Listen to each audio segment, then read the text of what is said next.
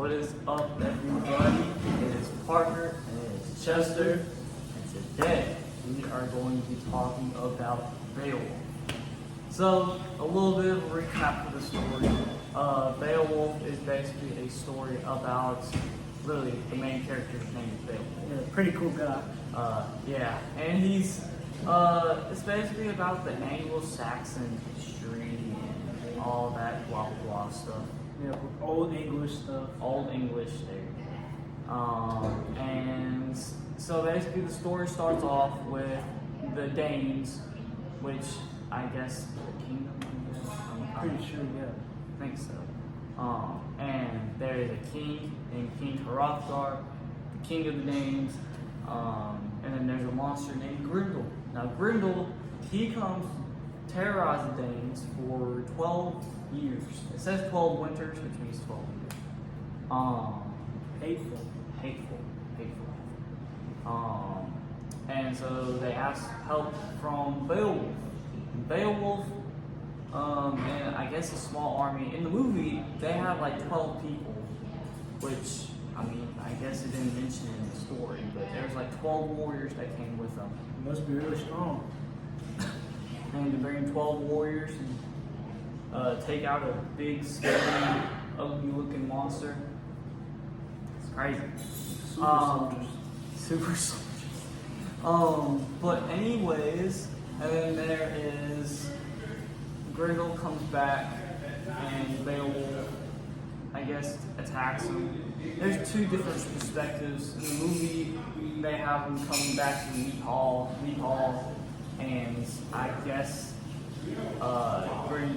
Grendel gets killed by Beowulf.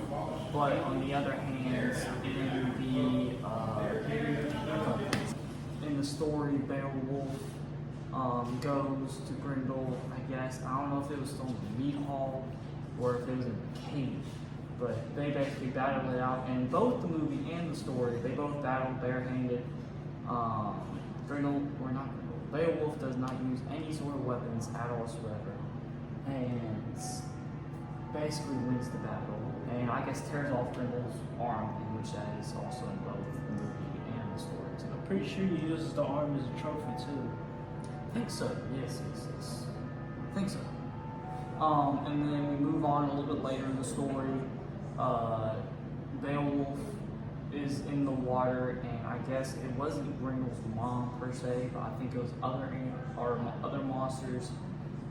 They attack Beowulf, and basically bring him back to the cave where Grendel's mother was at, and basically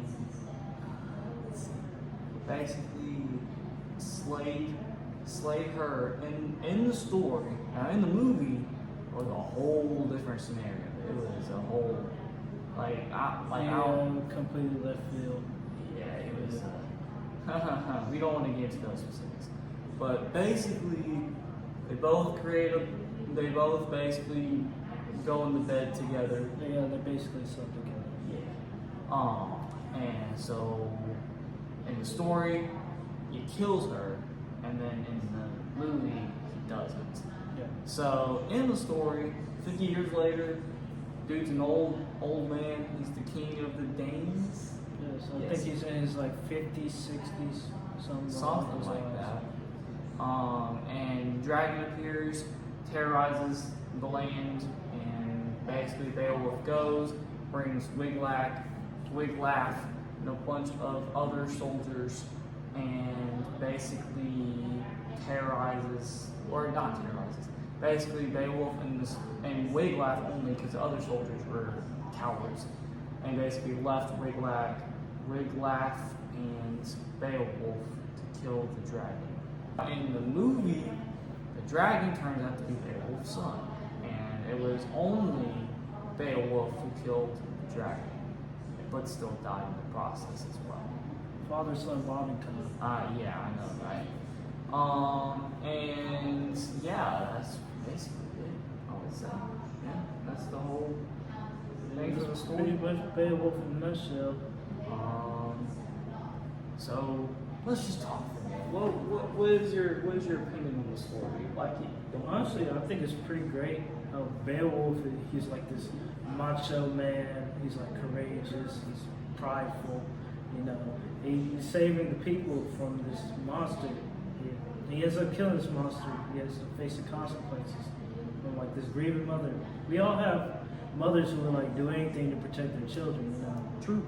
She fought Beowulf, but sadly, well, in her case, sadly, she ended up passing away and not being able to take revenge.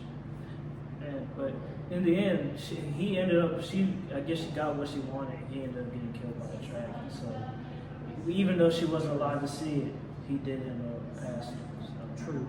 Now, the thing is, when we watched the movie of Beowulf, that completely turned the perspective to how Beowulf is viewed, because he basically slept with an enemy. Basically slept with a person who is Grendel's mom. Basically terrorizes and loves to just destroy. Yeah, I read the book first, and then I watched the movie. I was like, whoa, this didn't happen in the book. They just put in whatever in the movie. I guess they just wanted for the views. Shit, I guess so.